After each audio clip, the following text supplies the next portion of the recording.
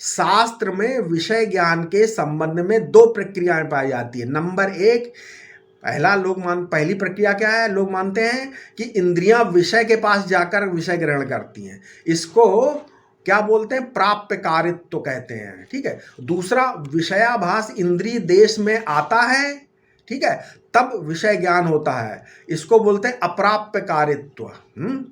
प्राप्य कारित्व और अप्राप्य कारित्व या प्रत्यापत्ति विचार कहते हैं। ठीक है। सभी दार्शनिक इस मत से सहमत हैं कि नाक, जीभ और त्वचा, त्वक इंद्रियां सभी अपने अपने स्थान पर रहकर ही विषयाभास ग्रहण करती हैं।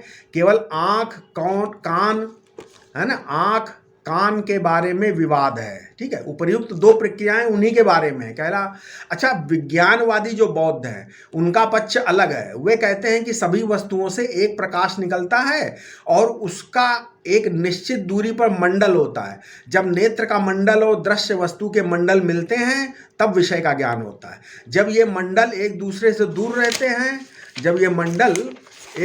दूर रहते हैं तो दूरी के अनुपात में अपूर्ण ज्ञान होता है। ठीक है। लेकिन वेदांत का सिद्धांत यह है कि एक ही चेतन तीन भागों में विभक्त सा प्रतीत होता है। इंद्रिय चैतन्य अथवा अध्यात्म विषय चैतन्य अथवा अधिभूत तथा प्रकाश चैतन्य अर्थात अधिदैव।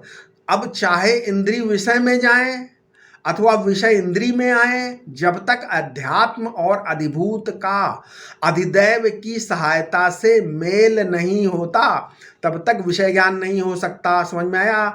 देखो, जागृत में इंद्रिय प्रकाश और विषयगत चेतन का भेद प्रतीत होता है, परंतु स्वप्न में एक ही चेतन तीन रूपों में प्रतीत होता है। सुषुप्ति में तीनों निःस्पंद अवस्था रहती है, अतः यहाँ विषय विषयी भाव स्फुरित ही नहीं होता। इस प्रक्रिया से ज्ञान अर्थात चेतन ही अहम का आश्रय सिद्ध होता है।